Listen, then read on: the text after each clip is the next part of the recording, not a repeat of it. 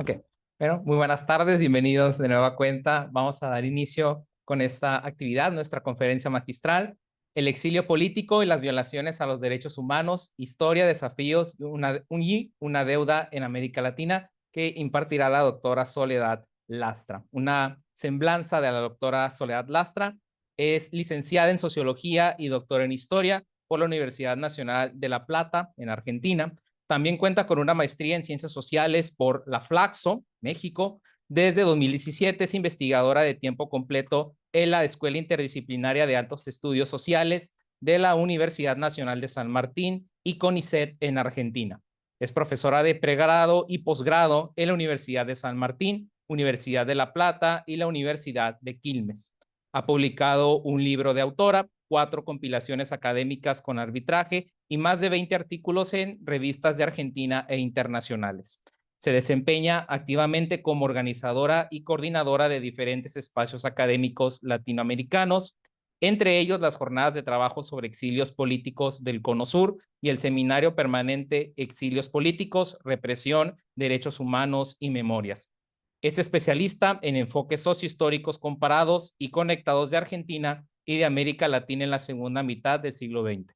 Entre sus líneas de investigación se destacan los procesos latinoamericanos de la represión estatal y de los exilios políticos producidos por las dictaduras y regímenes autoritarios, la emergencia de un campo de atención de salud mental y derechos humanos y el análisis del activismo humanitario en torno a las violaciones de los derechos humanos. Desde octubre de 2022 realiza una estancia postdoctoral acreditada por CONACYT en el Instituto de Investigaciones Sociales de la UNAM con la doctora Eugenia Lier Montaño como tutora. Es miembro del Sistema Nacional de Investigadores de CONACYT, SNI1. Actualmente investiga sobre el imaginario nacional mexicano del país refugio, los exilios de los mexicanos durante la Guerra Sucia, 1968-1982, y sobre las políticas de asilo y control del Estado mexicano con respecto a los exiliados latinoamericanos. Bueno, le damos la palabra a la doctora Sara Musotti, coordinadora de investigación y posgrado del Instituto de Investigaciones Históricas, quien será la moderadora en la conferencia.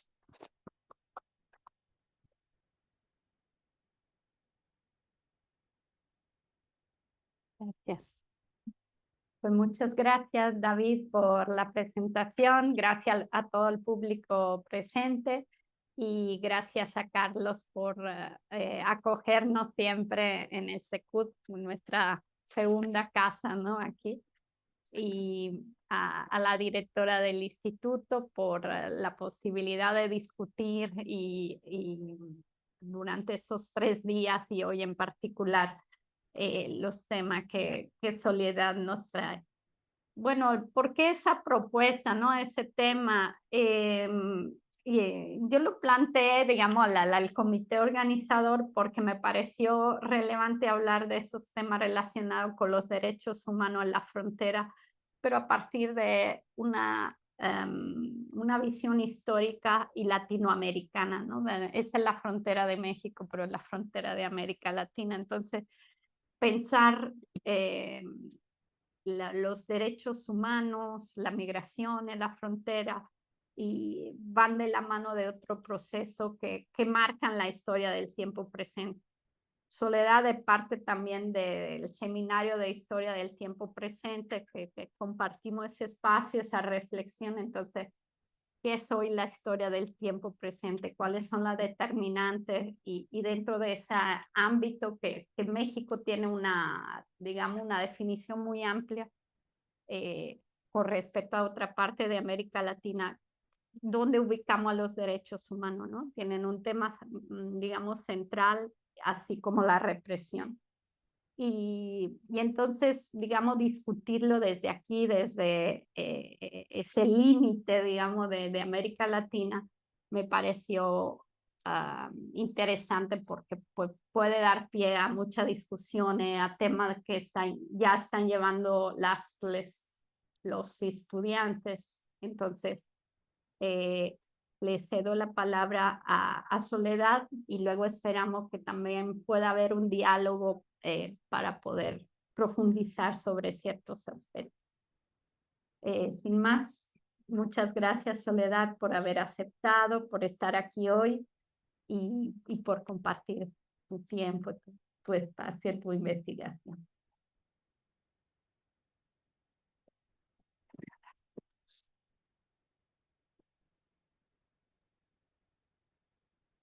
Qué coqueto. ¿Te vas? ¿Ahí? Más. ¿Ahí? Ok, perfecto. Ahora sí, estoy preparada. Bueno, a ver, ¿ahí se escucha bien? Sí. Bueno, buenas tardes a todos. Espero que estén disfrutando del inicio de estas jornadas. Hoy a la mañana pude participar como oyente en la primera mesa y me pareció realmente muy interesante todo lo que están trabajando. Quiero agradecerle en primer lugar a las doctoras Aide Gómez Llanos Juárez y a la doctora Diana Méndez Medina por recibirme en su casa. Agradecerle con mucho respeto y mucho cariño también a la doctora Sara Musotti por esta invitación. Sara es una gran compañera, una gran colega, alguien de quien yo aprendo mucho. Entonces me siento de verdad muy, muy halagada, muy honrada de que me hayan invitado a participar con esta conferencia. Voy a leerla para no perderme en los argumentos de lo que quiero presentar, pero sí me gustaría, después de mi presentación, que podamos tener un diálogo y escucharles también a ustedes en función de los intereses y de las dudas que pueda generar.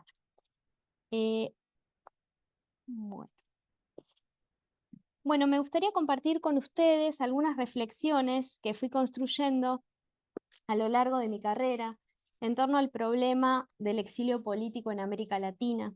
Yo soy socióloga, me especializo en análisis sociohistórico sobre los procesos del exilio y retorno en América Latina y sobre todo trabajo mucho en clave comparada. Algunos análisis que llevé adelante sobre los exilios de los sudamericanos y sobre el papel de México en el reconocimiento del asilo diplomático me permitieron identificar algunas tensiones en las historias del exilio que creo que pueden ser interesantes para pensar y profundizar sobre nuestro presente.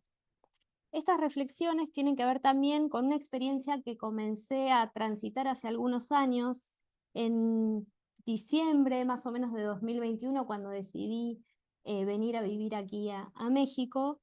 Se formó la Comisión para el Acceso a la Verdad y el Impulso a la Justicia en el marco de un decreto presidencial firmado por el presidente Andrés Manuel López Obrador, que es una comisión que en poquitos días ya cierra su mandato, el 30 de septiembre. Yo me sumé al equipo de investigación de la Comisión de la Verdad y en el marco de ese trabajo de investigación se empezaron a definir al interior del equipo cuáles eran las violaciones a los derechos humanos que se iban a investigar sobre la violencia estatal que había ejercido el Estado mexicano en el marco de lo que aquí en México se conoce como la Guerra Sucia, que es este periodo que la comisión determina entre 1965 y 1990. Y este ejercicio de definir cuáles son las violaciones a derechos humanos que trabaja una Comisión de la Verdad no es un ejercicio simple.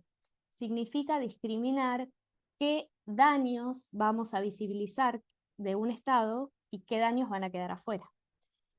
En ese trabajo de definición me encontré con uno de los momentos que quizás cualquier investigador hubiera esperado encontrar, que es que la violación a derechos humanos que yo siempre había investigado no entraba dentro de la agenda, ¿no? Que era el exilio político. Es decir, que el exilio no tenía consensos al interior del equipo de investigación de la Comisión de la Verdad como una violación a los derechos humanos. El principal obstáculo consistía en que no era una violación reconocida en el marco de la normativa internacional. No está dentro del Estatuto de Roma, no es reconocida por la Corte Penal Internacional y en su lugar aparecen otras categorías en las que sí están tipificadas como delito. Por ejemplo, el desplazamiento forzado, el desplazamiento transfronterizo, pero no el exilio como categoría. Otras categorías, como la desaparición forzada y la tortura, eran claramente identificables. Sin embargo, el exilio no. Entonces, desde ese momento me fui preguntando cada vez con más preocupación por qué el exilio no está tipificado dentro de las violaciones graves a los derechos humanos reconocidas internacionalmente. Y aunque no tengo respuestas definitivas, sí me gustaría en su lugar ofrecerles un recorrido en esta conferencia por distintas experiencias latinoamericanas de los exilios masivos producidos en la Guerra Fría y otras situaciones actuales, como el exilio colombiano, por ejemplo, que han evidenciado las dificultades con las que cuenta el exilio para ser explícitamente reconocido y condenado dentro del sistema humanitario internacional. Como veremos, el exilio se ha ido subsumiendo a los estatutos de protección jurídica que otorgan los estados bajo la figura del asilo diplomático o del refugio del ACNUR, dejando por fuera una gran cantidad y variedad de experiencias de persecución y expulsión de los países de origen.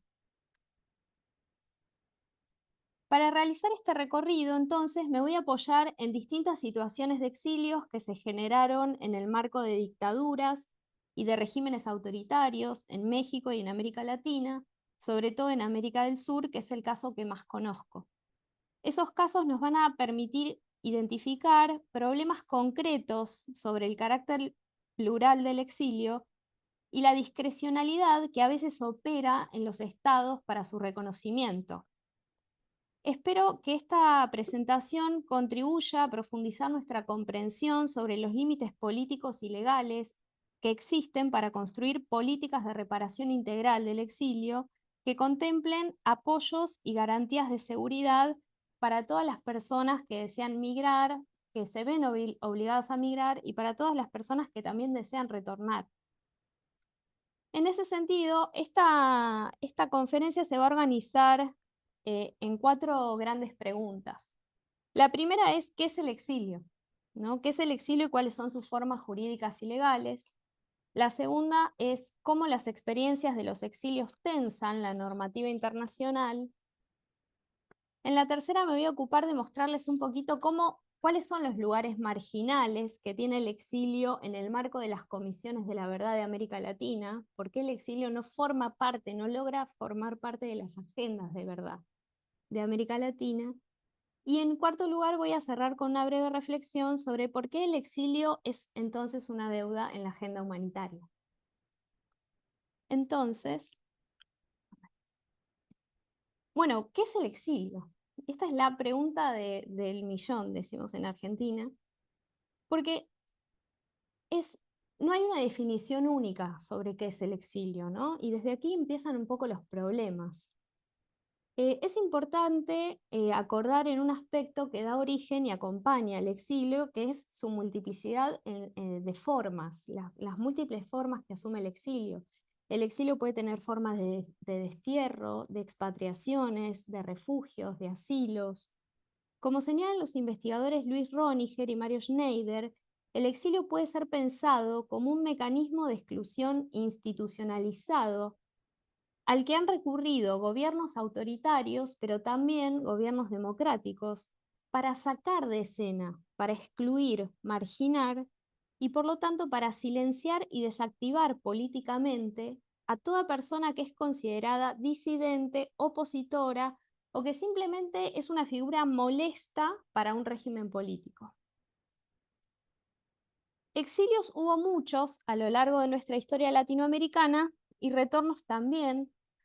Algunos han dejado huellas en documentos diplomáticos y estatales, mientras otros han sido más ocultos y silenciosos.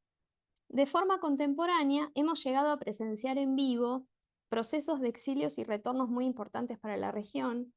Uno de ellos fue en el 2019, por ejemplo, el retorno del exilio de Evo Morales, que retorna de México a Argentina, y el gobierno argentino, en ese momento ya peronista, lo acompaña, ahí está Alberto Fernández, el expresidente argentino, hasta la frontera para que vuelva a su país. El año pasado también pudimos ser observadores del exilio de un grupo de presos políticos nicaragüenses, entre los que se encuentran figuras como Gioconda Belli, que fueron expulsados del país y enviados a Estados Unidos y a quienes se les quitó la nacionalidad quedando apátridas. Así vemos cómo el exilio continúa siendo un mecanismo utilizado por distintos regímenes para gestionar a la oposición política y desactivar su influencia en el orden interno de un país. Decía entonces que si el exilio tiene en su propósito la exclusión, también es cierto que desde mediados del siglo XX el exilio se fue constituyendo en un territorio de disputas, de ecos, que en lugar de plagarse de silencio se llenó de denuncias, de críticas, de presiones.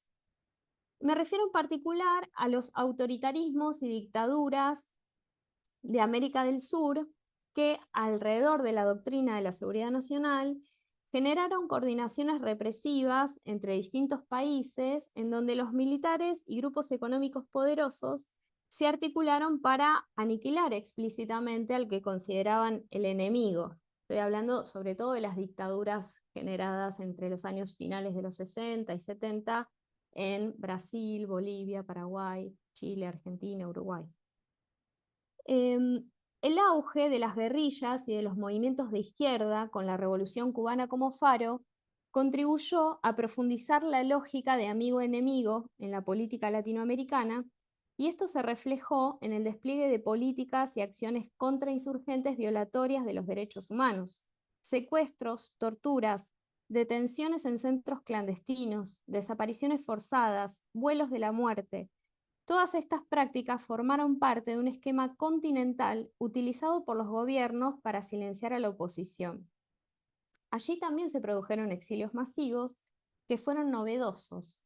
Fueron novedosos porque cambió la forma, el perfil de los exiliados. Ya no eran figuras políticas renombradas, o no solamente, sino que también los exilios se volvieron exilios masivos, de familias enteras, de personas que eran expulsadas de los países por su militancia de base, pero también por su participación en movimientos contestatarios, artísticos, culturales.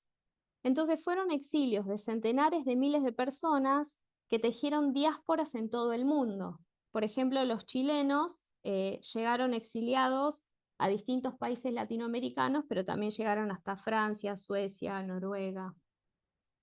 Se construyó entonces un territorio político nuevo, transnacional, en donde caló hondo el activismo de los exiliados que salieron a denunciar a las dictaduras y las violaciones a los derechos humanos que allí se cometían. Se fueron tejiendo redes de exilios en el campo transnacional, se fueron acumulando aprendizajes políticos sobre el activismo y se fueron ensayando estrategias novedosas para ganar peso internacional en sus denuncias. Es decir, los exiliados en el campo transnacional fueron aprendiendo cómo construir pruebas jurídicas, legales, para mostrar la violencia de Estado que azotaba las dictaduras en el Cono Sur. Pero este activismo no fue inmediato, porque no se sale al exilio convertido en activista o en defensor de derechos humanos en ese momento, ¿no? Hay que pensar hoy qué está pasando. Aunque claramente las experiencias previas y los conocimientos acumulados permiten fortalecer ese trabajo en el exterior, debemos considerar que para mediados del siglo XX y en adelante hubo una sinergia de actores locales, internacionales, de redes transnacionales, que permitieron poner en agenda esas denuncias y situar el exilio como un actor colectivo, multilocal y con peso propio. Entonces el exilio devino lo que la doctora Silvina Jensen denominó un objeto poliédrico, es decir, un actor colectivo pero heterogéneo, formado por múltiples caras, orientado por distintas batallas políticas y sobre todo sujeto a distintas temporalidades para poder retornar, ¿sí? No fue lo mismo el exilio de los españoles que el exilio de los chilenos que el exilio de los argentinos. Las temporalidades fueron distintas y por lo tanto también eso impactó en las experiencias políticas de esos actores. Los exiliados latinoamericanos fueron fuertes en su capacidad de denunciar la violencia de los estados. Y esto significó un revés en la historia de los sentidos del exilio. Si había sido utilizado como un mecanismo de exclusión y de silenciamiento, el exilio se convertía ahora en un peligro para los estados, porque el campo internacional podía proyectar esas denuncias en su contra, podía condenar los crímenes que se cometían y ejercer penas directas que afectaban a los regímenes. Por ejemplo, los exiliados sudamericanos consiguieron que organizaciones internacionales hicieran visitas oficiales a los países de América del Sur, que visitaran las cárceles, que registraran testimonios de las víctimas, que conocieran sobre la desaparición de personas que se implementaba en esos países. El exilio se fue convirtiendo así en un campo para la denuncia, pero era un campo formado por víctimas, por personas expulsadas de sus propios países, por familias que no podían regresar. Las consignas internacionales en contra de las dictaduras enfatizaban los secuestros, las torturas, las desapariciones, pero no hablaban del exilio. Es decir, los exiliados no nombraban a su propia situación como un daño del Estado. Denunciaban otras violaciones, pero no su propia condición de víctimas. Algunas experiencias excepcionales fueron, por ejemplo, la de los exiliados chilenos.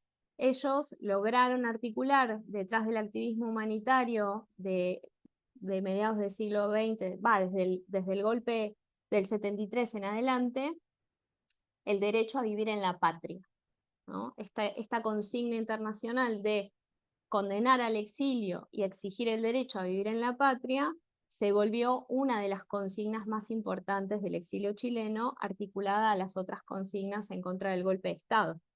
Pero eso no significaba poner en escena en la agenda humanitaria la idea del exilio como una violación a los derechos humanos.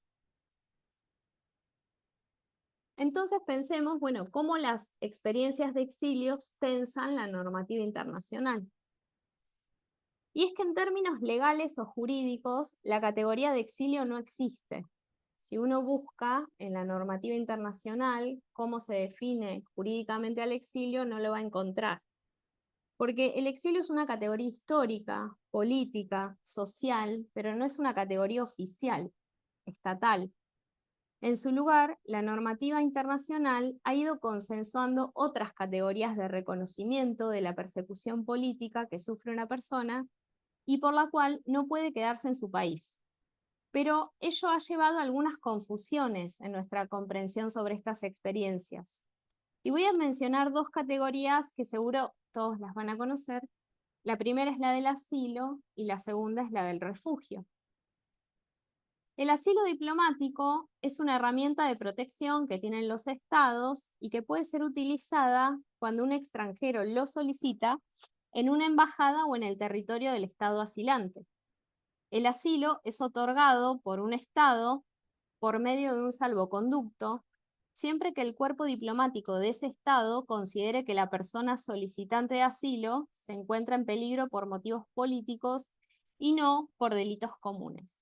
Esto es muy importante, la categoría de asilo diplomático, porque a veces se da por sentado que la persona que ingresa a una embajada a solicitar asilo es asilada. Y en realidad, en muchísimos casos, esa persona es solicitante de asilo a la espera de un salvoconducto. Esto no es menor, porque los hechos que ocurrieron, por ejemplo, en junio, con la invasión brutal por parte de las fuerzas ecuatorianas en la Embajada de México, no solamente fue una violación al derecho de asilo y a la soberanía del Estado mexicano, sino que además fue una forma de ejercer confusión sobre los alcances del asilo. El Estado ecuatoriano, a través de Noboa, desnaturalizó la decisión, ¿no? Cuestionó la decisión del Estado mexicano al brindarle asilo al vicepresidente Jorge Glass, diciendo que este político estaba condenado por delitos comunes, ¿sí? Cuando en realidad la Embajada Mexicana había hecho toda una evaluación con respecto a los motivos de persecución política. que tenía Glass para solicitar el asilo. Entonces, el asilo diplomático, de algún modo, se está empezando a poner en tensión en esta última década, diría yo, y creo que es algo a lo que hay que prestarle atención, porque no es una categoría técnica, no es una categoría aséptica, es una categoría política que los estados están empezando a usar, y en el caso de Ecuador, están empezando también a cuestionar. En el caso del refugio, en cambio, esta categoría, como seguramente todos ya saben, la brinda el ACNUR y precisa que la persona solicitante tiene que demostrar que está siendo perseguida o que su vida corre peligro por motivos de raza, religión, nacionalidad, pertenencia a determinado grupo social u opiniones políticas, que se encuentre fuera del país de su nacionalidad y que no pueda o a causa de dichos temores no quiera acogerse a la protección de tal país. La categoría de refugio en mucha de la historiografía sobre el exilio político latinoamericano se utiliza de una manera confusa. A veces hablamos, se suele hablar de exiliados como refugiados cuando en realidad no tienen categoría de refugio. Y esto no es menor porque confunde los alcances que tienen la protección internacional hacia determinadas personas. Las categorías de asilo y de refugio expresan entonces una forma de exilio, pero el exilio no se reduce a estas formas jurídicas. En otras palabras, todos los asilados y refugiados son exiliados, pero no todos los exiliados son asilados y refugiados. Y el motivo es simple. Asilo y refugio son categorías oficiales de reconocimiento de una condición, pero la condición preexiste a estas categorías. En la gran mayoría de los casos, el exilio adopta formas poco evidentes, no llega a cristalizarse en estas categorías. Y esto puede ser por varios motivos, porque las personas que están siendo perseguidas no solicitan protección de los estados o de otras organizaciones internacionales. Puede suceder que los estados que reciben a los perseguidos no han ratificado las convenciones interamericanas o internacionales que reconocen y brindan protección a estos exiliados perseguidos. Puede ser que las organizaciones internacionales desestimen los casos de las personas solicitantes por falta de pruebas entre comillas. Y también puede ser porque los mismos estados recurren a estrategias clandestinas de persecución y por lo tanto resulte difuso, confuso, diría yo casi como una estrategia perversa, de una violencia de Estado muy perversa, explicar las causas de esos exilios, ¿no? Miren, el Estado chileno, la dictadura de Pinochet en Chile utilizó en un primer momento la figura del destierro para exiliar a sus ciudadanos. Generaba listas, firmaba actas donde decía esta persona se tiene que ir del país.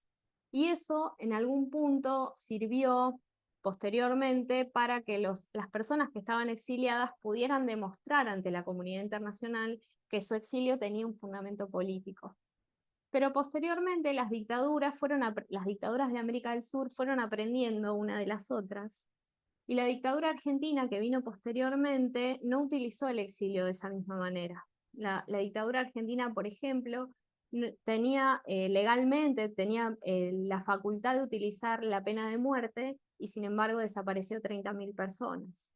La dictadura argentina podía expulsar del país a sus ciudadanos opositores políticos, a las guerrillas, si quería, y sin embargo las mandó a secuestrar, a torturar y a desaparecer. Entonces, el exilio en esos marcos resulta confuso, porque al no haber una prueba, y bueno, mañana en el taller de represión lo vamos a poder discutir un poco más, pero al no haber una prueba del Estado que fundamente ante las organizaciones internacionales, ante las embajadas, ante las personas, los agentes encargados de brindar esa protección, esa razón, ese temor fundado, el exilio se vuelve mucho más confuso, mucho más difícil de probar. Entonces, como anticipamos, el exilio es una separación forzada de la persona de la tierra en la que vive, mayormente producida por motivos políticos. El exilio tiene precedentes históricos muy antiguos, cuyo referente siempre más recordado es el uso del destierro en Atenas, como una pena de exclusión y alejamiento forzado de la patria. Este alejamiento implicaba la pérdida de la condición ciudadana para quien era exiliado.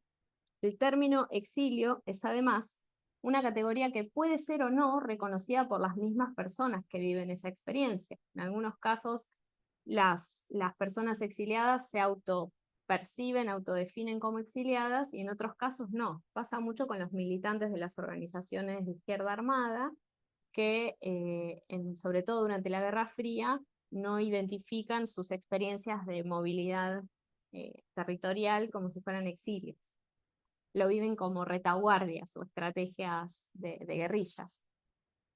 Pero bueno, lo cierto es que el exilio es una categoría cargada de sentidos sociales y políticos.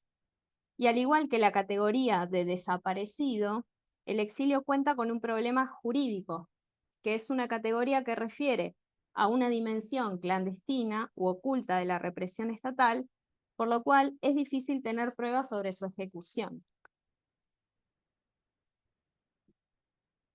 Así, la historia de los exilios es también la historia de las formas de la represión estatal. El ejemplo chileno creo que puede ser el más ilustrativo. Como les decía, el 11 de septiembre de 1973, los militares chilenos, al mando del dictador Augusto Pinochet, dieron un golpe de Estado contra Salvador Allende. En ese mismo momento, el gobierno mexicano, por medio de su embajada, puso a disposición del presidente Allende y de su familia un avión para sacarlos del país.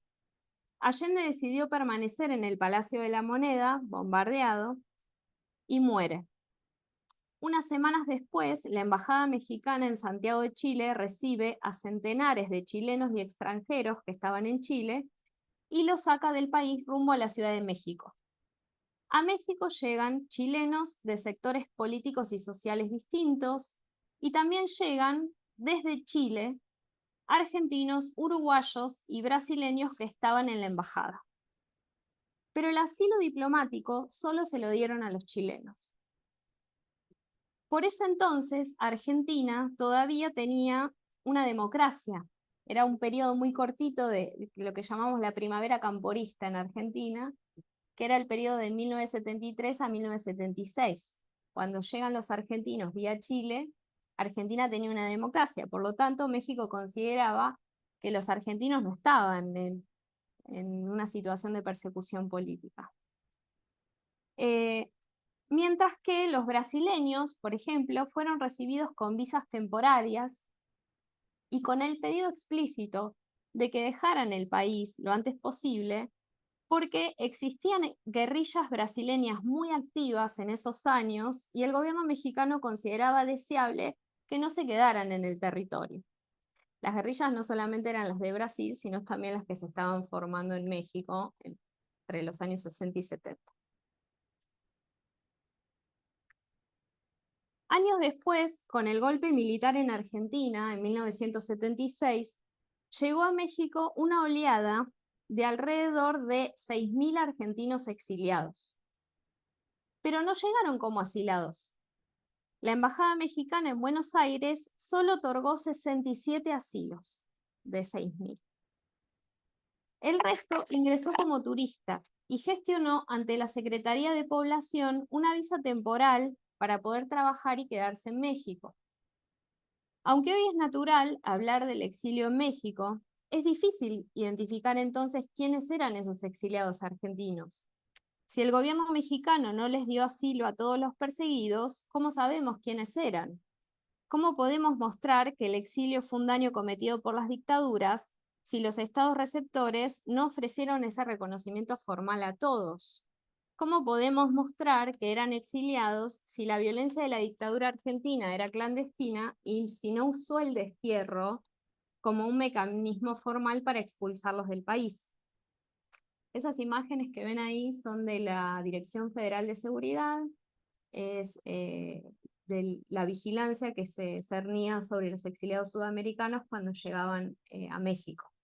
Y es muy interesante porque uno podría decir, bueno, no los reconocían formalmente como asilados, pero sí les daban facilidades como si lo fueran, ¿no? Por ejemplo, visas de trabajo, les pagaban algunas noches de hotel. Entonces, bueno, hay que pensar también en esas fronteras móviles entre las categorías.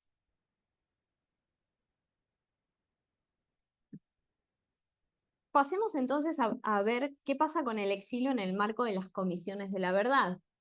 Pensemos que durante la Guerra Fría estamos hablando de que las dictaduras militares del Cono Sur, que como les anticipé es de lo que por ahí más voy a hablar porque es lo que más conozco, pero podemos conversarlo y profundizarlo después.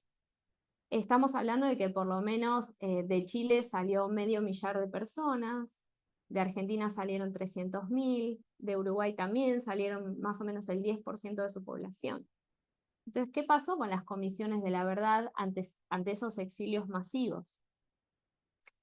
Y a partir de los años 80, en América Latina, en el marco de las transiciones a la democracia, del paso de las dictaduras a las nuevas democracias, se fueron creando distintas comisiones de la verdad para esclarecer las violaciones a los derechos humanos cometidas por esas dictaduras militares, pero también se fueron creando otras comisiones a raíz de los crímenes cometidos por regímenes autoritarios y en el marco también de conflictos armados. Y me voy a detener en alguna de ellas para mostrarles estos lugares marginales que fue teniendo el exilio y que impidió que se lo reconociera como una violación a los derechos humanos. La primera comisión de la verdad más o menos exitosa fue la de Argentina, que hace pocos días cumplió 40 años. La Comisión Nacional de Desaparición de Personas. Sorry, se acabó la pila. Bueno, cambiamos de pom-pom. Como medio pesado. Se te va como cayendo.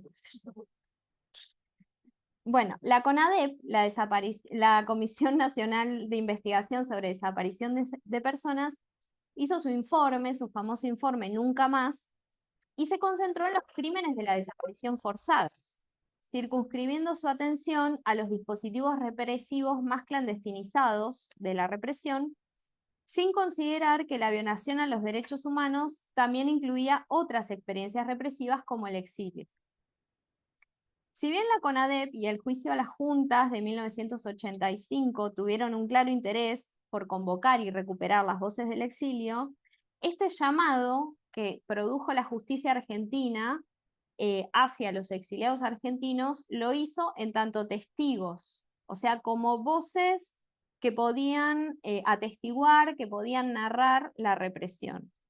Los exiliados tuvieron entonces un papel importante, pero como testigos de otras violaciones a derechos humanos, que no involucraban su propio exilio. ¿Sí? Eran convocados por la justicia argentina como sobrevivientes, como testigos, como querellantes, pero no eran convocados como víctimas por lo que ellos habían vivido. En el caso chileno, las políticas diseñadas por el gobierno chileno de la transición incluyeron al exilio como una de las violaciones a los derechos humanos, pero lo hicieron de una manera más asistencial. Al igual que el gobierno uruguayo de transición, crearon oficinas para el retorno, en el caso de los dos gobiernos, tanto el de Sanguinetti como el de Patricio Aylwin, crearon comisiones nacionales para el retorno que atendieron a los exiliados que retornaban al país en dimensiones más asistenciales, más inmediatas. Por ejemplo, la repatriación, la asistencia en términos legales, si necesitaban organizar algún papel de la universidad que no era reconocido. También brindaron algunos espacios de acompañamiento psicosocial, pero siempre con esta idea de que el exilio se repara con el retorno y de que el retorno es el momento de cierre, de clausura de la experiencia exiliar. Esta dimensión asistencial, diría yo, es muy importante porque no concibe la posibilidad en ese momento, en esos años 80, de pensar al exilio justamente como un daño de más largo plazo y como un daño también a la dignidad y a la integridad de las personas que vivieron esas experiencias represivas. Se piensa el exilio en términos más migratorios, como si el retorno fuese una política de reparación en sí misma. Y bueno, y más cerca, más de forma contemporánea, empiezan a cambiar estos lugares marginales que tuvo el exilio a partir de la llegada de lo que es la Comisión Nacional, la Comisión de la Verdad de Colombia, que rompe con este lugar marginal del exilio y incluye en un informe un apartado especial sobre el exilio como una violación a los derechos humanos. Esta comisión abordó al exilio de una manera integral y muy compleja, analizó las causas y las consecuencias del exilio colombiano. Estamos hablando de casi 1 millón de colombianos en el exilio a lo largo de todo el conflicto armado. Y se ocupa de mostrar de un modo muy riguroso cómo la Colombia de afuera, dicen ellos, también es importante para entender el conflicto de adentro, ¿no? Cómo el exilio genera una distorsión en nuestra interpretación de la historia nacional, pensando que aquellos que están fuera de la historia. En realidad, aquellos que están fuera también hablan de lo que está pasando adentro, ¿sí? Entonces, ellos señalan en el informe el lugar que le dan al exilio, y a mí me gustaría compartirles esto que ellos narran porque me parece que es muy importante. Ellos dicen: el exilio es invisible no solo por su alto subregistro, sino también por motivos estructurales, como el no reconocimiento de estos hechos como una violación de derechos humanos. De ahí la desatención, desprotección y falta de acompañamiento con que se encontró la mayoría de las personas víctimas antes de salir del país para buscar protección internacional. Si bien en muchos casos las personas hicieron denuncias de lo vivido, estas no significaron mayor protección. Por el contrario, en algunos casos se incrementó su situación de inseguridad. La estigmatización forma parte de esta invisibilización, como también la impunidad que le asiste a estos casos, debido a la desconfianza que tuvieron la mayoría de las víctimas en las instituciones que brindan protección y que administran justicia. Una cosa es clara: ninguna de las personas entrevistadas por la comisión en otros países huyó porque quiso. El exilio fue casi siempre el último recurso después de otros hechos sucesivos de violencia sufridos, como desplazamientos forzados internos, amenazas, pérdidas de seres queridos o atentados contra la vida. Y ellos enfatizan: el exilio es una violación en sí misma que muestra el fracaso de las instituciones del Estado en su deber de dar protección a las víctimas, así como la responsabilidad de todos los actores armados en estas violaciones que separan las vidas de las personas exiliadas en un antes y un después. La Comisión de la Verdad de Colombia pateó el tablero, diría yo. Hizo algo inédito, que es incorporar entonces al exilio como una violación a los derechos humanos, más allá de estas figuras jurídicas que hablan más de la protección que del daño. Y esto, de algún modo, lo heredó el Mecanismo de Esclarecimiento Histórico de México en el marco de esta Comisión para el Acceso a la Verdad que les mencionaba al principio, en la que estuvimos trabajando. Como les contaba, el Mecanismo de Esclarecimiento Histórico sobre la Guerra Sucia tuvo varias dificultades en reconocer al exilio como una violación a los derechos humanos.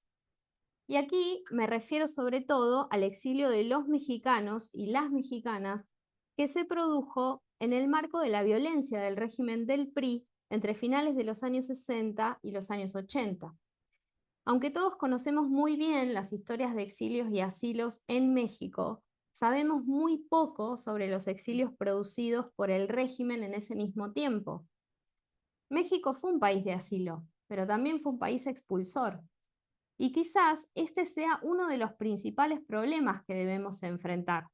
la necesidad de desnaturalizar algunas narrativas sobre el pasado para hacerle lugar a otras memorias. Y entonces quiero volver sobre el problema. En el mecanismo de esclarecimiento histórico teníamos muchos casos de exiliados mexicanos, de exilios que se producían en el marco de la violencia del Estado mexicano y que se trataba en su mayoría de exiliados que no habían logrado tener la categoría de asilo cuando salieron de México. Algunos países los recibieron con formas migratorias de turistas o de visas temporales, y otros países fueron el escenario de verdaderas disputas por el asilo. Hasta ahora, en el mecanismo de esclarecimiento histórico, llegamos a identificar más o menos 110 experiencias de exiliados y exiliadas mexicanas. Algunos salieron en el marco de operaciones de canje de las guerrillas mexicanas, muchos eran militantes que estaban presos políticos, que estaban siendo torturados en las cárceles, y a través de acciones armadas de las guerrillas logran negociar con el gobierno para que puedan salir, por ejemplo, exiliados a Cuba. Entonces hay por lo menos 3 oleadas de exiliados mexicanos que se van para Cuba, de grupos de militantes, pero también hay otros exilios que salen de forma individual, por sus propios medios, que salen del país y que solicitan asilo en otros países. Entonces a mí me gustaría contarles un poco qué pasa con esos que piden asilo. Países europeos como Italia y Suecia no les otorgaban el asilo a los mexicanos porque consideraban que México era una democracia sin conflictos políticos y que por lo tanto no había razones fundamentadas para que los mexicanos temieran por su vida. Esto significó para algunos exiliados mexicanos buscar alternativas para sobrevivir sin la protección jurídica de ser refugiados. Esto es importante porque la ausencia de una figura jurídica de protección deja a los perseguidos políticos en un estado de vulnerabilidad y los obliga a vivir en condiciones de ilegalidad, como migrantes sin documentación. Otras experiencias de disputa se dieron en Estados Unidos. Por ejemplo, en Estados Unidos allí ocurrieron 2 contiendas muy importantes de lucha por el asilo político. 2 mexicanos que se exiliaron en Estados Unidos a principios de los años 70, cada uno por su cuenta, no se exiliaron juntos, habían ingresado a Estados Unidos de forma ilegal y cuando el gobierno norteamericano decidió deportarlos, ellos solicitaron inmediatamente el asilo, explicando que corrían peligro si eran deportados a México. La lucha por el asilo en este caso es muy ilustrativa de estas tensiones.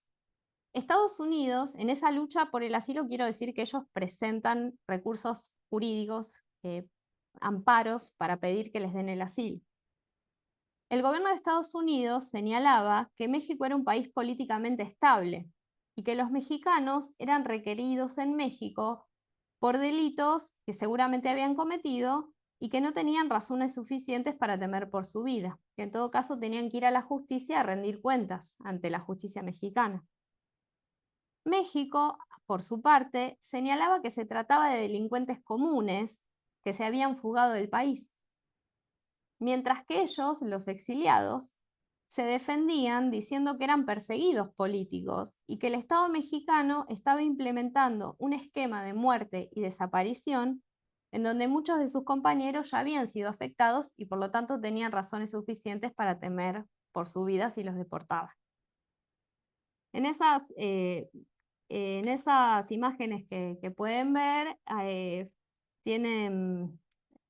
se refieren a una gira que realizó Rosario Ibarra en el año 1978 para apoyar la demanda del asilo de José Medina y en otra de Héctor Marroquín, que son los 2 mexicanos. Entonces vemos que el asilo es una herramienta utilizada discrecionalmente en algunas ocasiones y que el exilio es una situación bastante difícil de documentar. La Comisión de la Verdad, por lo tanto el mecanismo de esclarecimiento histórico, tuvo la tarea de desnudar estas lógicas para no quedarse con los discursos oficiales de los estados y poder entender cómo fueron las experiencias de persecución y exilio de los mexicanos más allá de las figuras jurídicas con las que contaron o no. En ese proceso, esta comisión se apoyó en distintas declaraciones, por ejemplo, la Declaración Universal de Derechos Humanos, la Declaración Americana de los Derechos y Deberes del Hombre. También se apoyó en distintas resoluciones tomadas por la Comisión Interamericana de Derechos Humanos para demostrar que aunque el exilio no era una violación a los derechos humanos tipificada, sí lo eran los hechos. Entonces, para ir cerrando, ¿por qué el exilio es una deuda en la agenda humanitaria? Bueno, porque a pesar de que existe jurisprudencia internacional y algunos casos emblemáticos de asilo y de refugio, el exilio no ha sido abordado todavía en toda su complejidad y los instrumentos de protección jurídica no cubren la multiplicidad de experiencias de persecución política que se están dando actualmente. El exilio es un componente transversal a la historia de México y de América Latina. Sin embargo, su impacto a nivel individual, familiar y social no se tradujo de forma instantánea en políticas de retorno y de reparación. Es importante construir marcos de escucha sobre las experiencias de exilio, la posibilidad de escuchar las historias de los exiliados que puedan contar qué pasó, cómo se sienten, qué dificultades tuvieron, dónde radica el carácter forzado de su salida. Esas condiciones de escucha no son automáticas, tienen que ser creadas y tienen que ser los estados también quienes las creen. Porque esto facilita tener políticas, por ejemplo, de sensibilización de lo que significa el exilio y por lo tanto poder dar un marco para su reconocimiento como violación a los derechos humanos. El comisionado de Colombia, Carlos Beristain, señaló una idea que a mí me parece muy importante. Él dice que se necesita una hospitalidad narrativa a la hora de pensar al exilio, que el exilio debe ser integrado en la narración de la historia reciente de nuestros países. Cuando narramos la historia de México, no solo narremos la historia de los que se recibió, también pensemos en la historia de los que se fueron. Entonces, esta integración de narrativa se va debilitando cuando vemos que el exilio no es reconocido dentro de las violaciones a los derechos humanos. Por eso es importante volver sobre estos temas, porque estamos hablando de víctimas que deben luchar desde distintos ámbitos para ser reconocidos como tales, y porque aunque están fuera del país, los exiliados son parte de las historias nacionales y de lo que sucede también adentro de ese país. Bueno, por todo esto, esta conferencia trató de algún modo de traerlos de vuelta en la palabra, y bueno, les agradezco mucho por la escucha. Muchas gracias.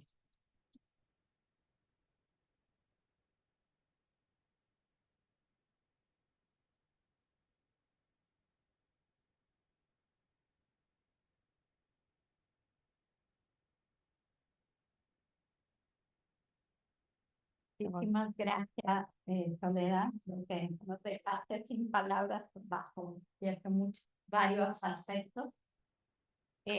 Toma, te presto mi cosa. Lo dejo así para ir moviéndolo más rápido. Y pues vamos a, tenemos unos, ¿cuánto?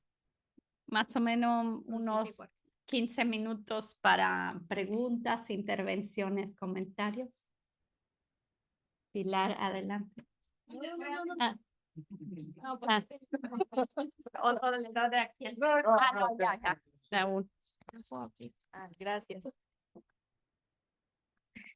No, muchas gracias por la conferencia. Mi pregunta es si existe en la legislación internacional alguna diferencia entre el desplazamiento forzado y el exilio, porque como presentaba sobre el caso de Colombia, yo no tengo claridad si efectivamente el desplazamiento forzado es considerado una violación de derechos humanos, porque siempre está en las cuentas, ¿no? Siempre dicen tantos asesinatos, tantos secuestros y tanta desaparición y también tantos desplazados que ha tenido el conflicto interno. Eso también está dentro de las cuentas digamos, como internas de la legislación estatal. Pero, digamos, mi pregunta primero es si se reconoce internacionalmente. ¿Y por qué no? En ese caso se reconoce el desplazamiento forzado, pero no el exilio. Eso sería. Podemos recoger 2 o 3. ¿Alguien más? Jesús y Miguel Ángel. O bueno, ahí si quieres de una vez. Bueno, felicito a la conferencista, me gustó mucho la conferencia. Y mi pregunta es si en las fuentes se puede saber en qué medida la decisión de conceder un asilo o recibir a alguien con determinadas condiciones depende o en qué medida se puede saber cómo las relaciones entre los países involucrados afectan eso. Que parece que muchas veces la decisión de un país de reconocerle cierta condición a un exiliado, una persona que llega huyendo, pues depende también de cómo se lleva ese país con otro. Entonces me parece que no sé en esos casos cómo se puede establecer eso. Gracias.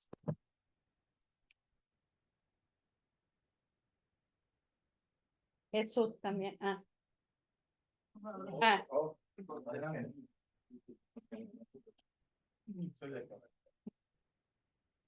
Sí, muy buenas tardes.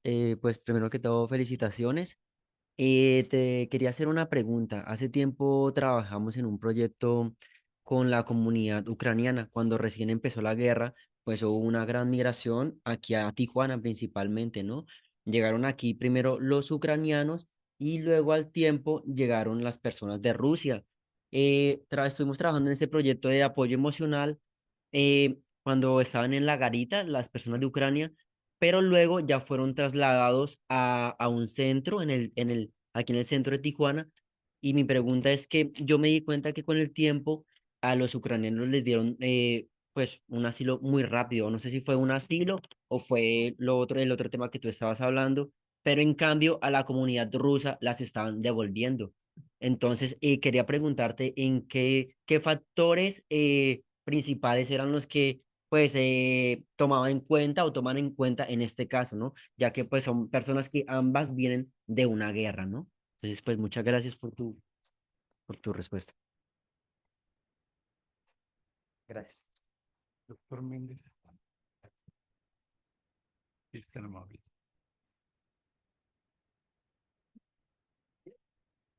Nicolás, muchas gracias. Bien, Soledad, también felicitarte por la charla. Te has referido en los 3 aspectos que consideraste, que la gente sale, o la gente tiene que moverse por asuntos de carácter político, por asuntos de violencia, de dictaduras. Pero hay otras razones también para salir de tu país, para automáticamente decir, yo ya no quiero estar aquí porque no me alcanza para vivir, porque mi familia tiene que sobrevivir. Entonces, ahí me gustaría escuchar tu opinión sobre otro tipo de autoexilios o de exilios que no tienen que ver con la política, con la persecución, con las dictaduras. Incluso México, pues, fue tildada como la dictadura perfecta. Tú nos has mostrado a Chile, Uruguay, Argentina, Brasil, pero México, en estos 2 casos que has señalado al final, pues también si era una dictadura, tiene la posibilidad de mandar gente a, a buscar esperanza en otros lugares, ¿no? Y por último, mencionaste el caso de Ecuador y México.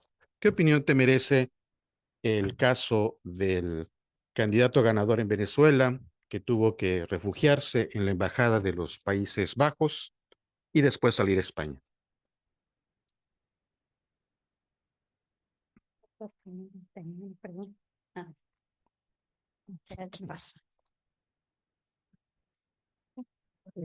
Felicidades, ¿eh? Me pareció muy interesante y tu exposición me trajo a la mente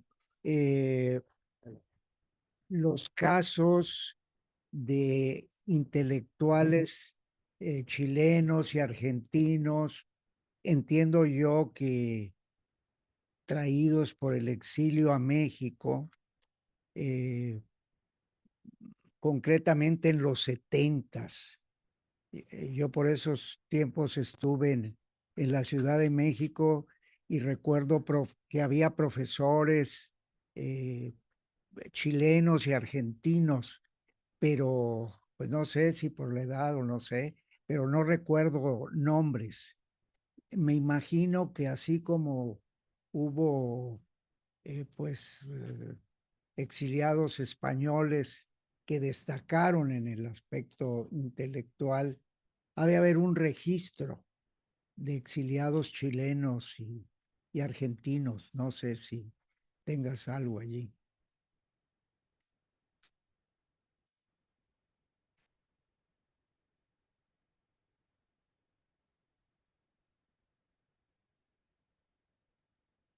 Yo tengo una pregunta también. Sí, bueno, digamos, para dar pie justo a que también el exilio, digamos, en el exilio luego se sufre una represión por parte del estado de origen, aunque sea una persecución indirecta, ¿no? Porque la embajada están viendo qué hacen en el exilio. Entonces, esa no entra entre una forma de represión. Digamos, por ejemplo, el espionaje, digamos, que que hacen las embajadas, ¿no? O la oficina, digamos, la representación diplomática. No sé en qué tipificación entraría ese tipo que no es una represión directa como la que sufren en el país de origen, pero como sabemos, en el exterior también están sufriendo ese tipo de represión. ¿En qué tipo de tipificación podríamos definir ese tipo de acción? No sé si hay alguien. Pedro. Sí, claro. Bueno, además de felicitar por la conferencia y por la exposición de estos resultados de una investigación del curso, una duda que me surgió es, bueno, aquí se planteaba como todos los dilemas que surgen en esta intersección entre derechos humanos, exilio, regímenes autoritarios en mayor o menor medida, y como un fenómeno propio quizá de la Guerra Fría y de la posguerra. Y mi pregunta es, qué pasa si empezamos a llevar eso hacia atrás, digamos, hacia el periodo entre guerras, y hasta dónde se empezaba o no concebir, digamos, como un problema de derechos humanos? Porque creo que era una práctica mucho más recurrente con regímenes de un signo y otro, y si las comisiones de la verdad en algún momento o en algún lugar del mundo se han creado comisiones para atender, digamos, o para plantear este problema, no tanto, digamos, al exilio digamos, de la posguerra, sino, por ejemplo, del periodo de entreguerras. Es decir, ¿qué pasa si este fenómeno que tú describes lo empezamos a llevar atrás, incluso dentro del siglo XX, con qué nos encontramos?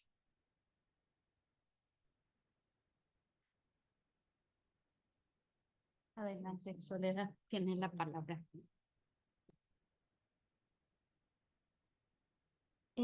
Bueno, muchísimas gracias por la escucha, por el diálogo, por las preguntas. Bueno, voy a tratar de ser precisa. Bueno, con respecto al desplazamiento forzado, es una de las categorías que están tipificadas por la legislación internacional, por eso también es la más utilizada. En el caso de Colombia, por ejemplo, que es como un gran faro en este tema, Colombia está tratando de defender la idea de que el exilio es una violación a los derechos humanos, apoyándose en la idea de desplazamiento forzado transnacional y transfronterizo, porque tiene que ver también con las formas del desplazamiento que se da en Colombia. En el caso de la Comisión de la Verdad de México, en el informe que se presentó hace un par de meses, se utiliza la idea del desplazamiento forzado como eventos. O sea, lo que se contabiliza no son las personas desplazadas, sino los eventos que generan el desplazamiento. Es diferente en el caso de los exilios, porque los exilios están vinculados al carácter político históricamente. Ese es el origen de la categoría del exilio, tiene que ver justamente con la posibilidad de desplazar, como les decía en la conferencia, de excluir de la escena política de un país, de la esfera pública de un país, sin pagar los costos de matar a ese oponente. El costo de exiliar era menor que matar. Entonces, por eso se exilió por ejemplo, a muchísimos presidentes, ¿no? A lo largo de toda la historia latinoamericana. El exilio entonces empieza a ser algo más individual, mucho más focalizado, tiene que ver con ese carácter político, como me preguntaba, ahora se me fue el nombre, Jesús, tiene que ver con el carácter político porque históricamente está anclado en esa vinculación de sacar de la esfera pública a esa persona que tiene el suficiente capital político para competir, digamos, en torno al poder del Estado. El exilio luego se transforma, se vuelve en ese exilio masivo porque también las sociedades latinoamericanas se democratizan, los procesos de politización se masifican, la política atraviesa todas las estructuras sociales y entonces la expulsión tiene que ver con todo. Por eso le decía también, se van los artistas, se van los escritores, como decía el doctor, se van los intelectuales, no se van solamente los presidentes o las figuras revolucionarias. En ese sentido, el desplazamiento forzado resulta mucho más sencillo de contar a través de los hechos, pero si lo piensas en relación al exilio es difícil identificar esos hechos, porque tiene que ver con toda una trayectoria política, que es la que se construye y la que molesta, digamos, entre comillas. Con respecto a Miguel Ángel, que me señalaba sobre las fuentes, sí, me parece muy interesante tu comentario y tu pregunta, porque sí, creo y estoy totalmente de acuerdo en que las fuentes, y sobre todo las fuentes diplomáticas, nos pueden demostrar cómo el asilo se vuelve una herramienta discrecional, de acuerdo también a las relaciones bilaterales entre los países.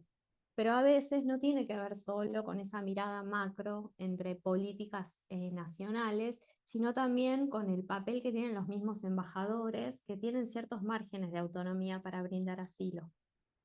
Eso hace que, por ejemplo, cuando vemos en clave comparada los asilos que dio México en el Cono Sur, en dictaduras parecidas, ¿no? Por ejemplo, Brasil, Uruguay, Chile y Argentina, llama mucho la atención que en el caso de Chile y de Uruguay haya dado entre 800 y 400 asilos, mientras que en Argentina haya dado 67. Ahí lo que sucede es cómo se dan las relaciones de fuerza y las relaciones diplomáticas entre los países, cómo los embajadores tienen también cierta expertise y cierta virtud para lograr que les den los salvoconductos, porque por ejemplo en el caso de Argentina, el expresidente Héctor Cámpora pasó 3 años y medio dentro de la embajada. No porque México no quería darle el asilo, sino porque la dictadura argentina no le daba el salvoconducto para salir del país. Entonces hay muchas relaciones de fuerza que se van tejiendo entre los distintos factores y que tiene que ver con las relaciones entre los países, pero también tiene que ver con otros elementos. Sobre el caso de lo que me señalaba Nicolás, de los ucranianos y los rusos, la verdad es que... ¿Dónde está Nicolás? Ah. La verdad es que desconozco la experiencia que me señalás, pero me parece una pregunta muy interesante y muy importante para indagar. O sea, si esas diferencias en la posibilidad del asilo y la deportación, supongo, tienen que ver con políticas del gobierno mexicano o tienen que ver con cuestiones geopolíticas también, con la relación con Estados Unidos, o también tienen que ver con decisiones internas de la Comar. Yo supongo que acá debe haber estado involucrada la Comar en el otorgamiento del refugio, porque seguramente es a través de la Comisión Mexicana de Ayuda a los Refugiados que se está operando la recepción de estas personas. Aquí es muy importante también considerar que a veces, aunque no les dan el reconocimiento como refugiados, sí les dan esa protección complementaria mientras son solicitantes. Entonces hay que ver qué pasó con esas personas, ¿no? En el caso de los guatemaltecos, en la frontera con Chiapas, están todas estas estrategias de relocalización, ¿no? que por ahí no llegan a esto de romper el principio de no devolución, sino que directamente utilizan otras estrategias para descomprimir el conflicto. Habría que ver ahí qué es lo que funcionó. Pero no creo que tenga que ver con el origen del conflicto, eso sí quisiera decir. Después, sobre Venezuela, tengo la misma opinión que sobre Nicaragua y que sobre otro tipo de regímenes de izquierda que se vuelven autoritarios. Me parece que cualquier régimen democrático, entre comillas, que genera exilios es un régimen que es asfixiante. Creo que ahí hay que hacer una autocrítica muy, ¿cómo decirlo? Muy sesuda, ¿no? Muy rigurosa, desde el campo de las izquierdas, para entender por qué algunos procesos que son o se pensaron revolucionarios se convirtieron en espacios públicos donde no se pudo incluir otras voces disidentes. Eso no significa que voy a subestimar a la derecha, porque la derecha siempre es tramposa. Yo vengo de un país donde te imaginarás que con un Milei, con una motosierra, tengo derecho a dudar de los discursos de derecha y de esas figuras. Entonces, sí me parece que hay que hacer mucha autocrítica como ciudadanos desde las distintas posiciones en las que cada uno esté, pero sí me parece importante entender que desde el caso de los exilios siempre fueron pensados como un síntoma de los regímenes autoritarios, pero también son pensados, y esto es importante, como síntomas de regímenes democráticos que se vuelven débiles en la posibilidad del disenso, ¿no? De alojar el disenso. Entonces, yo creo que el exilio es como eso, un síntoma de que hay algo en la esfera pública que no se está pudiendo alojar.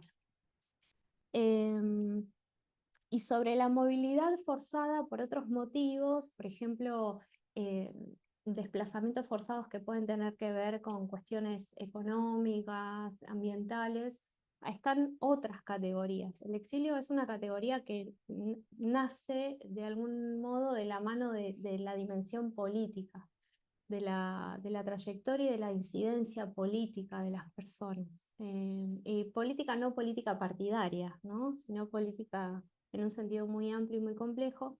Entonces yo creo que ninguna queda excluida, sino que son también experiencias diferentes y que también, por lo tanto, los retornos son diferentes, porque lo que se espera en esos retornos es distinto, ¿no? Los horizontes que se construyen para las personas que se van sin haberlo deseado.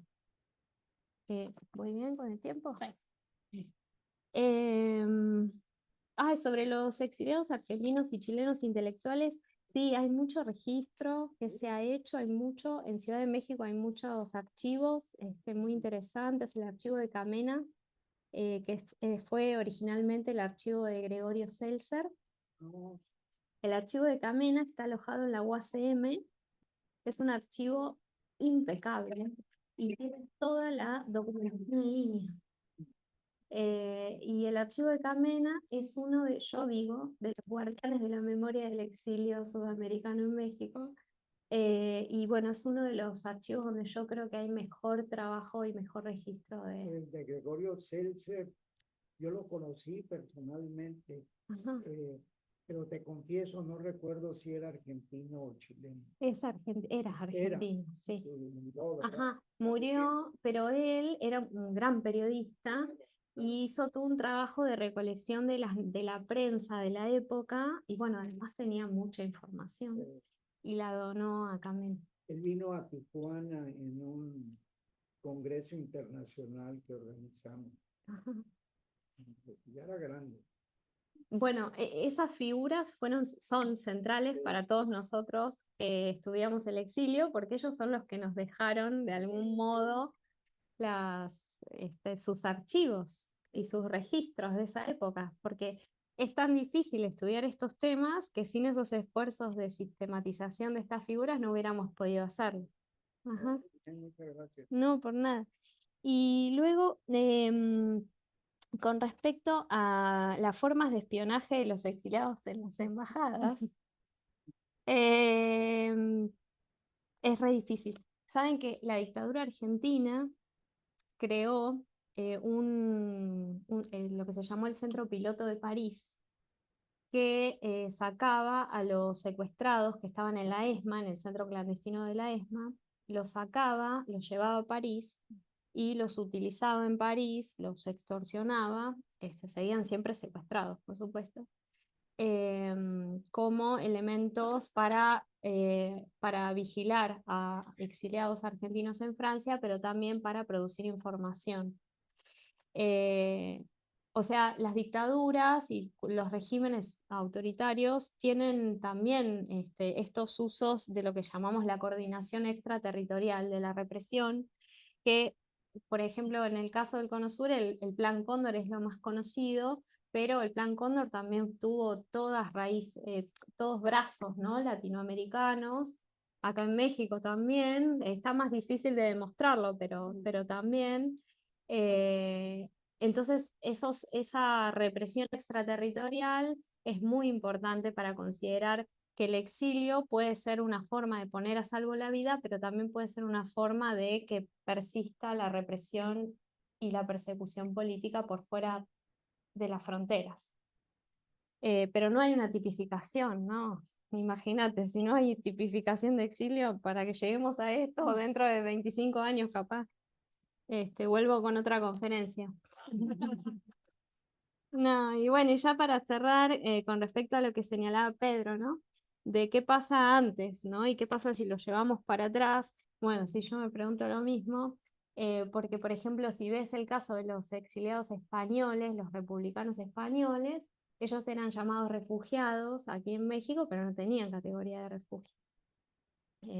Y el tema es cómo se solapan las memorias nuestras, las historiografías que escribieron sobre el tema, que yo en eso sí creo que todos los que trabajamos estos temas tenemos una gran responsabilidad, que es abordar esas memorias de una manera seria o sea, con mucho respeto, obviamente, y mucha sensibilidad, pero también con mucha rigurosidad analítica, porque muchos, por lo menos en el caso de las historiografías que yo he leído, no había esos trabajos de análisis de los conceptos con los que abordamos estas experiencias, y entonces me pasaba esto, que llegué a la Comisión de la Verdad de México y para mí era una obviedad que el exilio era una violación a los derechos humanos, y no, y claramente no. Estábamos hablando en registros diferentes. Unos estábamos hablando desde el campo de las memorias y otros estaban hablando desde el campo del derecho internacional.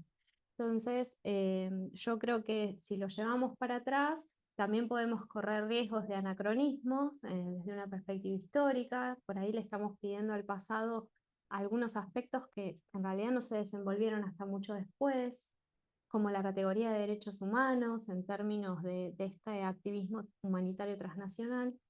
Pero bueno, creo que es un buen ejercicio también para pensar las interpretaciones.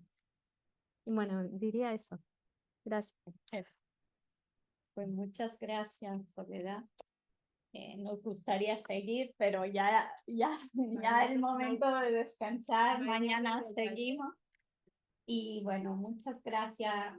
Nuevamente un aplauso por...